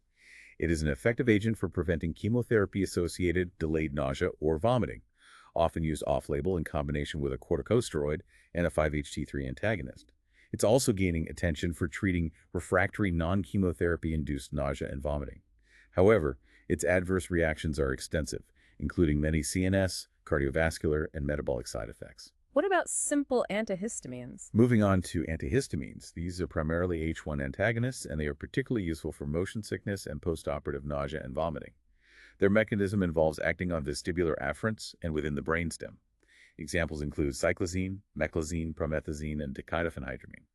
A common and prominent side effect of all these drugs is sedation. And anticholinergics, like the patch. Next, anticholinergic agents. The most commonly used muscarinic receptor antagonist for motion sickness is scopolamine, also known as hyoscine. It is typically administered as a transdermal patch. Its principal utility lies in the prevention and treatment of motion sickness, and it has some activity in postoperative nausea and vomiting. However, anticholinergic agents generally have no role in chemotherapy-induced nausea. The principal side effects are dry mouth, visual disturbances, and drowsiness. Now, neurokinin receptor antagonists, these seem to target a specific phase of chemo-induced sickness that other drugs often miss. Yes, they do. Chemotherapy-induced nausea and vomiting has two main components: an acute phase, experienced within 24 hours, and a delayed phase, occurring on days 2 to 5. Right, acute versus delayed. While 5-HT3 receptor antagonists are highly effective for the acute phase, they are not very effective against delayed emesis. This is where neurokinin receptor antagonists, or NK1 antagonists, come in. The delayed phase. Exactly. These are antagonists of the NK1 receptors, which are receptors for the neuropeptide substance. PNK1 antagonists, like aprepitant and its parenteral formulation fosaprepitant, have demonstrated antiemetic effects in delayed nausea and significantly improve the efficacy of standard antiemetic regimens in patients receiving multiple cycles of chemotherapy. How are they used? Aprepitant, an NK1 antagonist, is typically given in combination with a 5-HT3 antagonist and dexamethasone to maximize antiemetic control. It is primarily metabolized by hepatic CYP3A4, with potential for drug interactions, requiring dosage adjustments for other drugs. Therapeutically, aprepitant is used for chemo-induced nausea and vomiting. It is contraindicated in patients receiving cisapride or other drugs that can lead to life-threatening QT prolongation. And rolapitant. A newer, highly selective NK1 antagonist called rolapitant, with an exceptionally long plasma half-life of 180 hours, is also FDA approved for the prevention of chemotherapy-induced delayed emesis. It's also administered with a 5-HT3 antagonist and dexamethasone. Adverse effects include neutropenia, hiccups, and dizziness. It is contraindicated with drugs that are CYP2D6 substrates, as this could lead to serious cardiac arrhythmias. And the combination pill. Lastly, there's a combination MK1 receptor antagonist plus 5-HT3 receptor antagonist, specifically natubitant and palonosetron. This combination has been approved for CINV, offering the benefits of both classes in one regimen, and is given with dexamethasone. Cannabis has a long history in medicine. How does it fit in here, especially for nausea? Cannabis has indeed been widely used medicinally, including for the treatment of nausea and vomiting. It can be an effective treatment, especially for nausea, although its use is often limited due to its psychotropic side effects, which include altered mental states. The hide. Right. Two specific cannabinoids, dronabinol and nabilone, are used for this purpose. How does dronabinol work? Dronabinol is A9-tetrahydrocannabinol, a naturally occurring cannabinoid. Its antiemetic action is related to the stimulation of the CB1 subtype of cannabinoid receptors on neurons in and around the chemoreceptor trigger zone, CTZ, and brainstem emetic centers. Stimulating cannabinoid receptors. Yes, it's highly lipid-soluble and readily absorbed orally, but undergoes extensive first-pass metabolism, limiting systemic bioavailability. Therapeutically, dronabinol is a useful prophylactic agent for patients undergoing cancer chemotherapy when other antiemetic medications are not effective. It also has appetite-stimulating properties and has been used in patients with AIDS and anorexia. But the side effects are significant. Yes, it has complex effects on the central nervous system, including prominent central sympathomimetic activity, palpitations, tachycardia, and can cause marijuana-like highs, euphoria, somnolence, and anxiety, and more disturbing effects like paranoid reactions. An abstinence syndrome can occur after abrupt withdrawal. It should be prescribed with great caution to persons with a history of substance abuse. Nabilone is a synthetic cannabinoid with a similar mode of action and similar side effects, largely limiting its usefulness. What about steroids like dexamethasone? Glucocorticoids, such as dexamethasone, can be useful adjuncts in treating nausea, particularly in cancer patients with widespread cancer. Their mechanism is thought to involve suppressing peritumoral inflammation and prostaglandin production. Dexamethasone is used for PONV and chemotherapy-induced nausea and vomiting. And benzodiazepines like Ativan. Benzodiazepines, like lorazepam and alprazolam, are not very effective as antiemetics on their own. However, their sedative, amnesic, and anxiolytic effects can be quite helpful in reducing the anticipatory component of nausea and vomiting, particularly in patients who experience anxiety before chemotherapy. So they help with the anxiety around it. Exactly. What about those syrupy OTC solutions? Phosphorated carbohydrate solutions are aqueous over-the-counter solutions of glucose, fructose, and orthophosphoric acid available to relieve nausea. Their exact mechanism of action is unclear.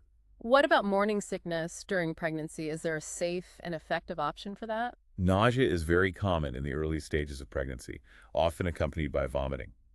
Management depends on the severity of symptoms, which typically resolve by mid-pregnancy regardless of their intensity. What helps? Pyridoxine, or vitamin B6, has been shown to improve mild to moderate nausea, and its efficacy is enhanced when combined with a histamine H1 antagonist doxylamine.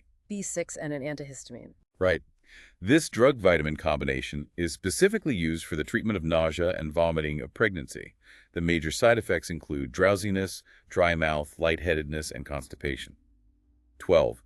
Miscellaneous GI disorders, beyond the common ailments. Moving beyond the common complaints, what about more specific, often chronic conditions like cystic fibrosis or chronic pancreatitis? Yes, exactly. Chronic pancreatitis, for instance, is a debilitating syndrome that leads to symptoms from both a loss of glandular function exocrine and endocrine and ongoing inflammation, often causing severe pain.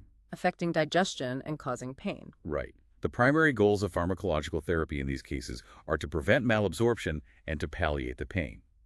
Cystic fibrosis is another genetic disorder that profoundly affects exocrine secretion, and most patients with more severe forms develop exocrine pancreatic insufficiency. Pharmacological therapy is essential for treating these patients. And the treatment involves replacing enzymes. Pancreatic enzymes are a cornerstone of treatment for these conditions. Lipase, amylase, and proteases are normally secreted together by the pancreas. In enzyme replacement therapy, lipase content is typically used to titrate the doses of pancreatic enzyme supplements. Only pancrelipase is licensed for sale in the U.S., but different products vary in their enzyme content and may not be interchangeable. So they need enzyme supplements. For replacement therapy for malabsorption, such as steatorrhea, this occurs when the pancreas loses more than 90% of its ability to produce digestive enzymes. This is common in chronic pancreatitis, after a pancreatectomy, or in cystic fibrosis. The resulting malabsorption can be managed if sufficient pancreatic lipase is delivered to the duodenum with and after meals. What about using enzymes for the pain itself? Regarding enzymes for pain in chronic pancreatitis, the rationale is based on a concept of negative feedback inhibition of the pancreas by duodenal proteases. The idea is that delivering active proteases to the duodenum aims to interrupt this loop and reduce pain. Does it work? However, despite being firmly entrenched in practice, the evidence supporting enzymatic therapy specifically for the treatment of painful pancreatitis is, at best, equivocal. Despite these nuances, pancreatic enzyme preparations are extremely well tolerated by patients. Adverse effects are generally uncommon, but can include headache and abdominal pain. These next conditions relate to bile, which is essential for fat digestion. What are we seeing in terms of gallstones and primary biliary cholangitis? That's right. Bile acids, synthesized from cholesterol in the liver, are crucial for inducing bile flow, inhibiting cholesterol synthesis, promoting cholesterol excretion, and importantly, facilitating the emulsification and absorption of lipids and fat-soluble vitamins. After secretion, about 95% are reabsorbed in the intestine and recycled. The enterohepatic circulation. Exactly. For gallstone treatment, traditional therapy involves oral litholysis or dissolving stones with ursodeoxycholic acid, also known as ursodiol. Newer evidence suggests that inhibiting cholesterol synthesis with statins or intestinal cholesterol absorption with ezetimibe may also reduce gallstone formation. And for PBC. For primary biliary cholangitis (PBC) treatment, ursodiol is also used. More recently, an alternative approach for PBC has emerged based on agonism of the farnesoid X receptor, FXR, by obeticholic acid, which potently suppresses bile acid synthesis. Let's look at ursodiol first. Ursodeoxycholic acid, or ursodiol, is a hydrophilic bile acid that, when administered orally, alters bile acid concentrations, decreases biliary lipid secretion, and reduces the cholesterol content of bile, making it less likely to form stones. Makes bile less sludgy. In a way, yes. It also acts by replacing or displacing toxic concentrations of endogenous hydrophobic bile acids that accumulate in cholestatic liver disease. It's used for both the prevention and treatment of gallstones and for the treatment of primary biliary cholangitis. Adverse effects are generally uncommon at recommended doses. And obeticholic acid, the newer one. Next, obeticholic acid, a semi-synthetic analog. Its mechanism of action is as an agonist of the farnesoid X receptor, FXR, a nuclear receptor crucial for regulating bile acid and cholesterol metabolism. Targeting a different pathway. Right. Activation of FXR regulates de novo bile acid synthesis and increases bile acid transport out of hepatocytes, reducing the circulating bile acid pool and promoting bile secretion. It's indicated for PDC either in combination with ursodiol or as monotherapy. Safety concerns. It carries a black box warning. This drug can cause hepatic decompensation and liver failure if incorrectly dosed, so patients at increased risk must be monitored closely. The most common adverse reactions include pruritus or severe itching, fatigue, and abdominal pain. Flatulence is a common, sometimes embarrassing complaint. What can help with gas? Gas is indeed a common but often vague GI complaint, used to refer not only to flatulence and eructation, burping, but also to bloating or fullness. Over-the-counter and herbal preparations are popular for this. Like simethicone. Simethicone is one such agent, a mixture of siloxane polymers with silicon dioxide. It's an inert, non-toxic surfactant and an anti-foaming agent. Breaks up bubbles. That's the idea, collapsing bubbles by forming a thin layer on their surface. Its therapeutic effect in the GI tract by reducing gas symptoms is not entirely clear, though. It's available in various forms, often alone or in combination with antacids. What else? Activated charcoal may also be used, but its benefit is not conclusively shown. There's also an alpha-galactosidase preparation available specifically to reduce gas from certain foods like baked beans. Finally, let's talk about short bowel syndrome. This is a serious malabsorption disorder, often due to surgical removal of part of the intestine. How do we help these patients? Short bowel syndrome is indeed a severe malabsorption disorder, most commonly caused by the surgical removal of a significant portion of the small intestine. Patients with this condition often require total parenteral nutrition, meaning all their nutrients are delivered intravenously. Relying on 5E nutrition. Right. Treatments for short bowel syndrome are primarily aimed at reducing the need for this parenteral support, and they include supplemented specialized diets and therapies based on the physiological principles of gut hormones. Like teduglutide. One such hormone analog is teduglutide. Its mechanism of action is as a gut hormone GLP-2 analog. GLP-2 is notably the only intestinotrophic gut peptide, meaning it specifically promotes the growth of the intestinal mucosa. Helps the remaining gut grow. Yes, teduglutide enhances the growth of the intestinal mucosa, leading to improved intestinal nutrient absorption and thereby reducing the patient's dependence on parenteral nutritional support. It's administered subcutaneously once daily. Common side effects include abdominal pain, nausea, and headache. Importantly, there is a potential for teduglutide to cause bowel cancer, so it is not recommended for patients with active malignancies. And lastly, small intestinal bacterial overgrowth, or SIBO. This sounds like an imbalance of bacteria where they shouldn't be. Precisely. Small intestinal bacterial overgrowth, or SIBO, is caused by an excessive colonization of the small bowel with aerobic and anaerobic bacteria that are normally found in much higher concentrations in the colon. Bacteria in the wrong place. Exactly. Patients typically present with symptoms like bloating, flatulence, abdominal discomfort, or diarrhea. The diagnosis can be made using a breath test or a small bowel aspirate, but frequently antibiotic therapy is initiated empirically if the patient has a known underlying condition that predisposes them to SIBO, such as scleroderma, and presents with typical symptoms. Rifaximin again. Rifaximin, which we've discussed earlier as a poorly absorbed antibiotic, is well tolerated and has been demonstrated to be effective in the treatment of SIBO. Due to its cost, alternative antibiotics are also commonly used. Outro. Wow, what a journey through the gastrointestinal tract. From the intricate dance of the enteric nervous system, our second brain, to the targeted precision of medications that stimulate or suppress gut activity, we've truly peeled back the layers to see just how sophisticated this system is. It really is remarkable. We've gone from the basic mechanics of peristalsis and the fasting housekeeper, the MMC, to the complex interplay of neurotransmitters like serotonin and dopamine, and then zoomed in on how we treat everything from the discomfort of constipation and diarrhea to the challenges of gastroparesis, IBS, and even nausea from chemotherapy. It's a vast, interconnected universe inside us. And what stands out here is the incredible interconnectedness of the GI system and its profound impact on our overall well-being. Understanding these mechanisms, from the cellular level of excitation-contraction coupling to the broad effects of different drug classes, empowers you to see your body and the interventions available with a new level of clarity. Absolutely. This deep dive truly shows how knowing your gut means mastering a significant and vital part of yourself, moving from basic awareness to a truly elite understanding. Considering everything we've covered today, the gut's autonomous brain, its chemical messengers, and its constant conversation with the rest of the body, think about this.